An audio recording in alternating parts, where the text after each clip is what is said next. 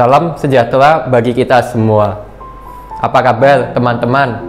Semoga selalu sehat dan semangat. Yes. Perkenalkan, nama saya Daniel. Saya berasal dari kota Surakarta.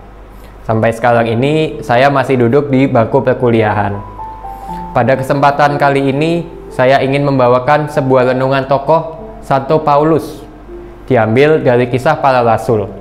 Perjumpaan dengan Kristus yang mengubah dan mendewasakan. Teman-teman yang terkasih, sebelumnya saya belum ada pemikiran setelah SMA mau melanjutkan ke jurusan apa. Dalam keluarga tentu saja kelihatan diharapkan bahwa saya menjadi seorang dokter. Tapi ternyata minat saya bukan pada masalah kedokteran, namun pada masalah politik internasional.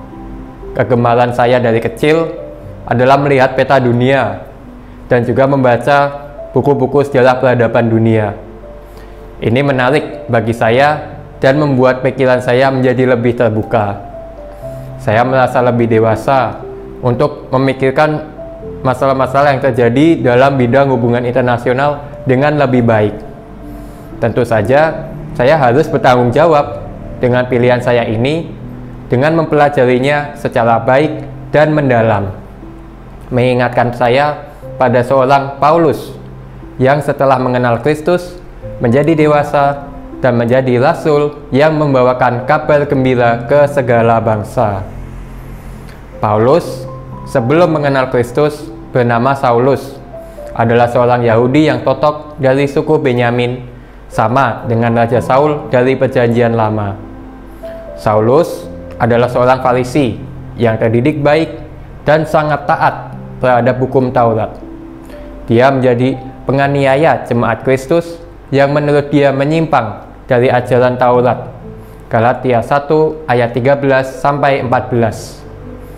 Ketaatannya membuat matanya menjadi gelap. Namun Tuhan benar-benar membutakan matanya sebelum kemudian mencelikkannya kembali untuk dapat sungguh-sungguh mengenali siapa dirinya. Tuhan datang untuk semua orang, juga bagi mereka yang berdosa, termasuk juga Saulus. Di jalan menuju ke Damaskus, ia memperkenalkan diri sebagai Allah yang Maha Kuasa, yang mampu mengambil penglihatan manusiawi Saulus yang telah menjerumuskannya ke dalam dosa dan kejahatan. Setelah disadarkan, maka ia berubah 180 derajat. Ia dapat mengenali wajah Tuhan yang sesungguhnya yang harus ia layani. Ia kemudian bertobat dan menjadi pengikut Kristus yang setia.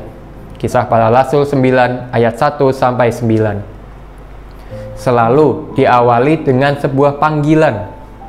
Tapi tidak cukup hanya menerima undangan untuk mengikut Tuhan tanpa terbuka pada suatu jalan pertobatan yang mengubah hati. Itu terjadi pada diri Paulus. Ananias sebagai seorang pengikut Kristus mempertanyakan mengapa Tuhan memilih Paulus sebagai rasulnya. Namun Tuhan tidak pernah salah pilih. Tuhan melihat dengan mata ilahi yang tidak dapat dilihat melalui mata manusiawi.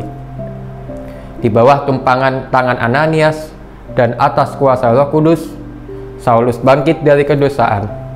Ia dibaptis menjadi pelayan Tuhan yang akhirnya nanti dikenal sebagai Paulus, rasul bagi bangsa-bangsa bukan Yahudi serta misionaris terbesar dalam sejarah awal agama kekristenan. Kisah Para Rasul 9 ayat 10 sampai 19. Bukan lagi aku sendiri yang hidup, melainkan Kristus yang hidup di dalam aku. Galatia 2 ayat 20. Paulus adalah seorang yang taat, berani, dan totalitas dalam membela keyakinannya. Paulus menjadi paket komplit bagi Tuhan. Ia memiliki banyak aset, kualitas yang mendukung pewartaan dan juga karya misi. Ia berdarah Yahudi, ia berpaspor Romawi, dan ia berhati Kristiani. Maka karya penginjilannya dapat tersebar luas di seluruh wilayah Kekaisaran Romawi. Menanggung derita dimusuhi kalangan sendiri, dan juga tidak dipercaya oleh jemaat Yesus. Paulus menjadi tonggak jemaat Kristus yang pertama dan menjadi rasul segala bangsa, meskipun dia tidak pernah hidup bersama Yesus.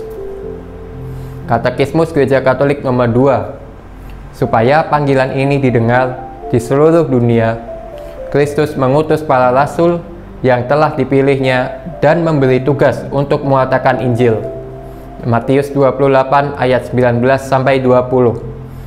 Berdasarkan perutusan ini, mereka pergi memberitakan Injil ke segala penjuru, dan Tuhan turut bekerja, meneguhkan firman itu dengan tanda-tanda yang menyertainya.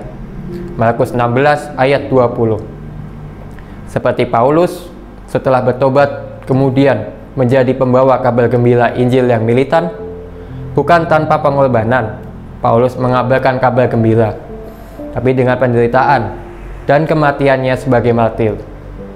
Tetapi itu ia hidupi dengan sangat bahagia, dan ia merasa sebagai seorang yang paling berbahagia setelah berjumpa dengan Kristus.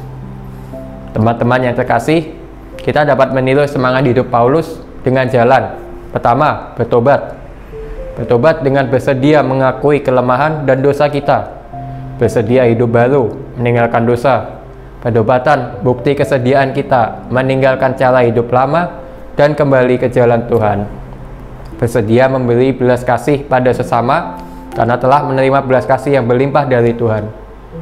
Menolong orang kecelakaan di jalan, menghibur teman yang kesusahan, tidak menggunjingkan orang lain, ataupun juga tidak membuli teman yang kurang pandai, miskin, maupun difabel.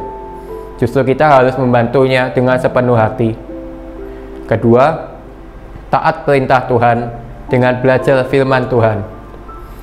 Bila kita salah dalam melaksanakan sabda Tuhan dengan tidak benar, maka hasilnya adalah malapetaka, seperti Saulus yang menganiaya para pengikut Kristus. Belajar dari pengalaman Paulus, maka kita harus mempelajari firman Allah dengan benar. Bagaimana caranya? Misalnya seperti belajar KGK, Katekismus Gereja Katolik, tulisan para romo dan penulis yang sudah ada imprimatur dan nihil obstat.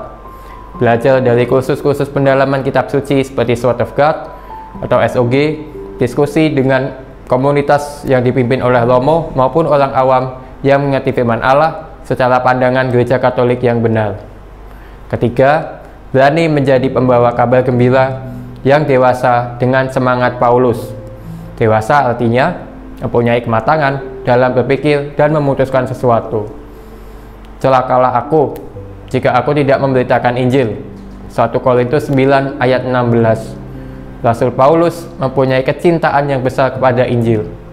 Maka dengan mantap dan berani, kita mencoba mewartakan firman Tuhan dimulai dari keluarga, teman di kuliah, maupun juga teman di masa sekolah, di komunitas secara online dan offline dengan penuh sukacita. Santa Teresa dari Kalkuta mengatakan, kita menjadi alatnya dalam mengasihi manusia dengan cara mengasihi sesama demi namanya. Mari kita meneladani semangat Santo Paulus dalam mewartakan Injil Tuhan dalam hidup sehari-hari.